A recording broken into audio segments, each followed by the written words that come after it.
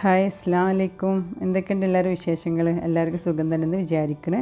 എല്ലാവരും സേഫായിട്ടിരിക്കുക.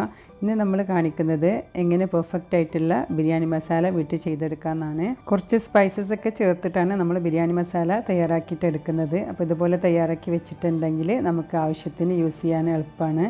അപ്പോൾ ഇതെങ്ങനെയെന്ന് ഉണ്ടാക്കി നോക്കാം.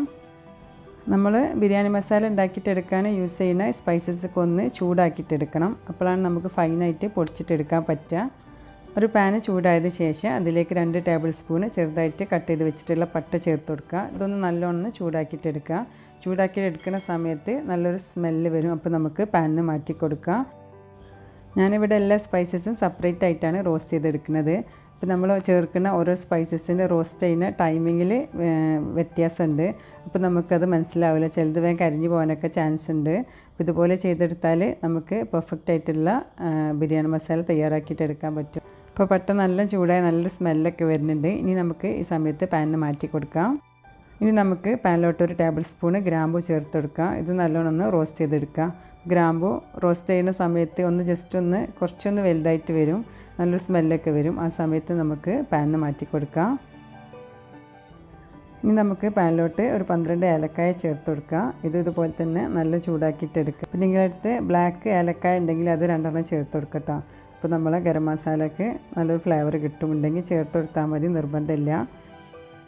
ഇനി നമുക്ക് പാനിലോട്ട് 1 ടേബിൾ സ്പൂൺ വലിയ ജീരകമാണ്, അത് ചേർത്ത് കൊടുക്കുക. ഇത് നല്ലോണം റോസ്റ്റ് ചെയ്തെടുക്കുക. അപ്പോൾ ജീരകം റോസ്റ്റ് ചെയ്യുന്ന സമയത്ത് ഒന്ന് പൊട്ടി വരാൻ തുടങ്ങും. ആ സമയത്ത് നമുക്ക് ഓഫാക്കാം.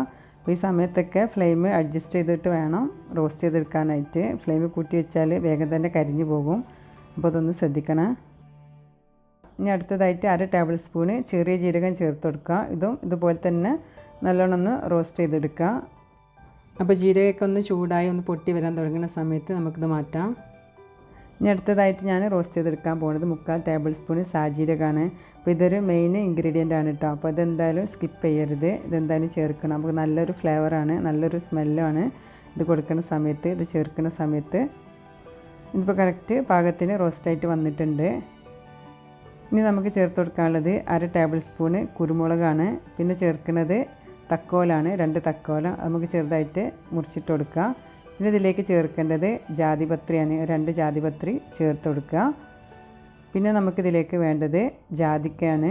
അപ്പോൾ ഞാൻ വലിയ ജാതിക്ക ആയതുകൊണ്ട് അതിൻ്റെ തൊലിയൊക്കെ കളഞ്ഞ് ഉള്ളിലത്തെ കുരാണ് എടുത്തത്. അതിൻ്റെ പകുതി മാത്രമേ എടുത്തിട്ടുള്ളൂ. അപ്പോൾ ചെറുതാണെങ്കിൽ 1 ചേർത്ത് കൊടുക്കട്ടോ. ഇത് നല്ലോണം ചൂടാക്കിയിട്ടെടുക്കുക. ഇതൊന്ന് ചൂടായി വരുന്ന സമയത്ത് നമുക്കിതിലേക്ക് 2 വായനയില ചേർത്ത് കൊടുക്കുക. അപ്പോൾ ഞാൻ 2 ബേ ലീഫ് ചേർത്ത് കൊടുക്കുകയാണ്. നമുക്കിതൊന്ന് മുറിച്ചിട്ട് ചേർത്ത് കൊടുക്കുക.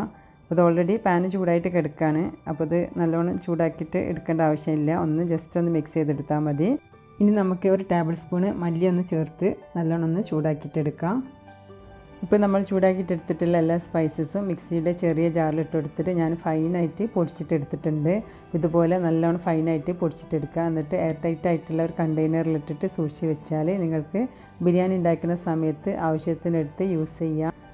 ഇതുപോലെ നിങ്ങൾ ഗരം മസാല ഉണ്ടാക്കി നോക്കിയിട്ടില്ലെങ്കിൽ ഒന്ന് ഉണ്ടാക്കി നോക്കുക. ഉണ്ടാക്കി നോക്കുന്ന സമയത്ത് ഫീഡ്ബാക്കൊക്കെ അറിയിക്കണം. റെസിപ്പിയൊക്കെ ഇഷ്ടമാവുണ്ടെങ്കിൽ ഫാമിലിയും ഫ്രണ്ട്സിനൊക്കെ ഒന്ന് ഷെയർ ചെയ്ത് കൊടുക്കുക. വീഡിയോസൊക്കെ ഇഷ്ടമാവുണ്ടെങ്കിൽ സബ്സ്ക്രൈബ് ചെയ്ത് സപ്പോർട്ട് ചെയ്യുക. ഇൻഷാ അല്ലാഹ് അടുത്ത നല്ല റെസിപ്പി ആയിട്ട് നമുക്ക് വീണ്ടും കാണാം.